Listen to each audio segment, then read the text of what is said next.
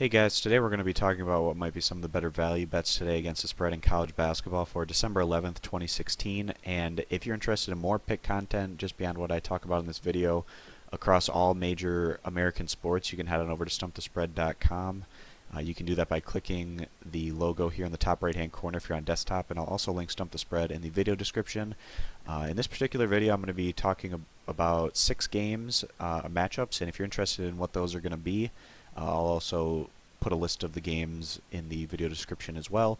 And if you can click that thumbs up or subscribe button, it's greatly appreciated and really helps us out. Just to get right into it here, the first game I want to talk about is going to be Ole Miss against Virginia Tech. Ole Miss comes into this year, they lose their leading scorer from last year's team. Stephon Moody moved on, and he was one of the top scorers in the SEC a season ago. But Ole Miss does return some other offensive threats, but this group, even though they have been putting up some good offensive numbers so far this season, their defense has been lacking, and that's somewhat of a concern coming into this one on the road and to Virginia Tech, who has a really strong home court advantage. It's going to be interesting to see what kind of crowd turns out for Virginia Tech today, but going against some decent competition, you would expect some more fans to come out than if it was an easier mid-major kind of matchup for Virginia Tech in the non-conference. The Hokies, they put up some really strong results last year in the ACC, and they kind of surprised a lot of people, and a lot of the success kind of hinged on building off of their strong home court advantage. Virginia Tech brings back a decent amount of experience and talent from that team, and this group is hoping to make a run to the NCAA tournament this year. Head coach Buzz Williams has this program heading in the right direction right now, and behind their strong home court advantage and going against a fairly weak Ole Miss defense, we do like Virginia Tech to get out of here with a pretty convincing win. So especially with the spread shifting down a little bit, we do like Virginia Tech giving the 10.5 points as the better bet in this matchup. Alright, moving on to a really interesting matchup here, Florida against Florida State. Great in-state rivalry here. Florida getting off to a pretty nice start this year, and they're just around the corner from moving into their renovated arena, which is pretty exciting for them. They're heading on the road here into Florida State, who doesn't have necessarily the greatest home court advantage, but we do expect a pretty strong showing from the Florida State home crowd in this one, given the fact that they are going against kind of an in-state rival in this one, which can really bring the fans out a bit more, especially for early December matchup when you don't always necessarily get the best home court atmospheres in some of these non-conference games, but this is one that we definitely expect Florida State to get strong representation here from their home crowd. This is a Florida State group that returns quite a bit of experience from last year's team that kind of disappointed, falling short of making the NCAA tournament.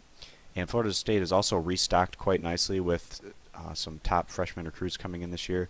This Florida State team is really talented, and there's really no reason that the Seminoles shouldn't be making the NCAA tournament this year. Florida State's gotten off to a really strong start, standing 9-1 overall, picking up some nice wins along the way. This is another chance for really both of these teams to pick up a strong resume non-conference win. The status of Jonathan Isaacs is unknown right now, so that's something to keep an eye out on. But Florida State, they have really strong depth and the experience and talent to go around where they can kind of fill in the gaps with Isaac not on the court. And behind their home court advantage, we do like Florida State giving the 3.5 points here as the better bet, and what should be a pretty fun game to watch for those that are interested. Alright, moving on to Tennessee against North Carolina. So North Carolina has obviously a really strong home court advantage that they've been utilizing well so far this year, but that wasn't necessarily the case in North Carolina's last outing. They had a really tough time putting away Davidson. Now that Davidson team is pretty good, to be fair, but the Wildcats were coming off a blowout defeat in their prior outing on the road against a Charleston squad that is okay for the conference that they come from, but nothing compared to what you get out of North Carolina. Maybe part of the issue for North Carolina was the fact that Joel Berry was out, and he's listed as doubtful for this one, so that's something to keep an eye on. This is a Tennessee team that's kind of in rebuild mode under head coach Rick Barnes. He's really brought in quite a number of athletic guys there, and when Tennessee's hitting their shots, they can actually be a pretty threatening team, but they've just been a little bit less consistent than you'd like to see. I would say that this spread has probably shifted down, given the fact that North Carolina didn't look all that impressive in their last outing, having a tough time separating from Davidson. And it's not like North Carolina is going to be able to completely dominate Tennessee in terms of physicality and athleticism. If Tennessee's able to kind of get their defense going where they can force some turnovers and get some baskets in the fast break off of turnovers, that might be able to allow them to kind of keep in this one, similar to maybe what Davidson was able to do a few days ago. The spread has shifted down, but we still like Tennessee getting the large amount of points here as the better value play. Alabama and Oregon, interesting SEC versus Pac-12 matchup here. Oregon haven't even been close to living up to their top 5 preseason ranking. Part of that had to do with the fact that Dylan Brooks was out to start the year, but he's been back in the lineup now for the last 6 games, and Oregon still hasn't been all that impressive in their tougher matchups or even some of their more mediocre matchups. They have obviously been able to blow out some really easy opponents as of late, but now they get tested a bit more here today going against an Alabama team that's really strong on the defensive side of the ball. This Alabama basketball program's had its profile raised by the fact that head coach Avery Johnson has come to town, and Alabama is rebuilding under head coach Johnson. They're probably going to be more of a mid-tier team in the SEC this year, really relying a lot on their defense, as Alabama's offense, a lot of times this year has just been really inconsistent with their shots and having a tough time getting baskets when they need them. For instance, we took Alabama getting the points against Texas on the road not that long ago, and the Crimson were actually looking really strong in that game. They had a double-digit lead, and they were ahead at halftime, and they just completely were not able to get anything going offensively in the second half against Texas, as they went on to not only lose that one straight up, but also not cover the spread, which was a little bit disappointing for us. But we do think that Alabama's defense is going to be a difference maker here, and against an Oregon team that's, against adequate competition this year, they haven't been all that impressive, so getting the 11.5 points here feels like the better bet, siding with the Crimson in this one. Taking Alabama here with the points. Moving on to Nevada against Washington. We really like this Nevada squad coming into the year. They return a lot of talent from last year's squad that was able to win over 20 games. And then they also bring in Marcus Marshall, who's the transfer from Missouri State. He's been leading Nevada so far this year, averaging about 19 points per game. He's been an instant impact on this team, and although Nevada does stand 7-2 overall, they don't really have any really strong resume wins thus far. Their losses have come against St. Mary's on the road, and they also lost one against Iona.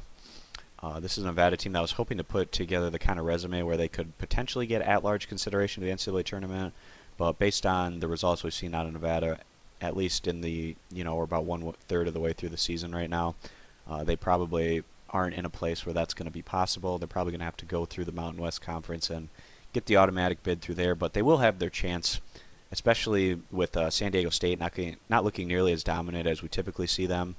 It's definitely going to give Nevada a shot there in the Mountain West Conference. They come into this test here on the road against Washington.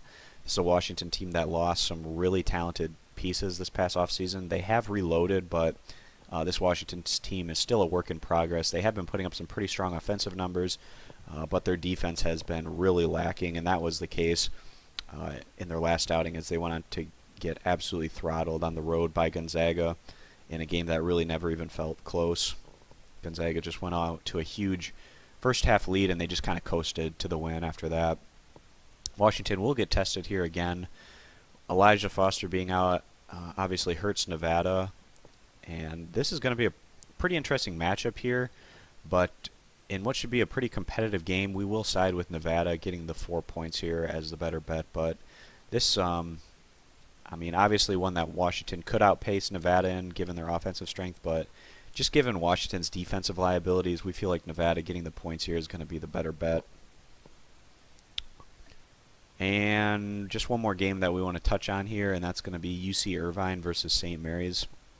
UC Irvine loses 4 starters from last year's team that came up just short of making the NCAA tournament. They had a pretty nice year last year, but a lot of the guys that were on the bench last year are now starters, and things haven't been working out all that well for UC Irvine thus far, and Luke Nelson being the one returning starter from last year's squad, him being out is even more devastating to this UC Irvine offense.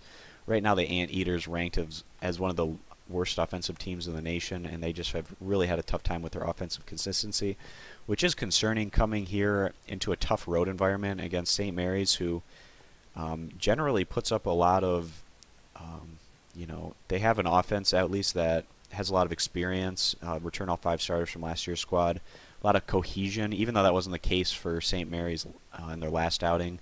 They went on to actually lose, surprisingly, in considerable fashion against UT Arlington at home in a game that the Gales were strongly favored to win. Very uncharacteristic loss there for St. Mary's, and that should really give them a lot more motivation coming into this one as a result.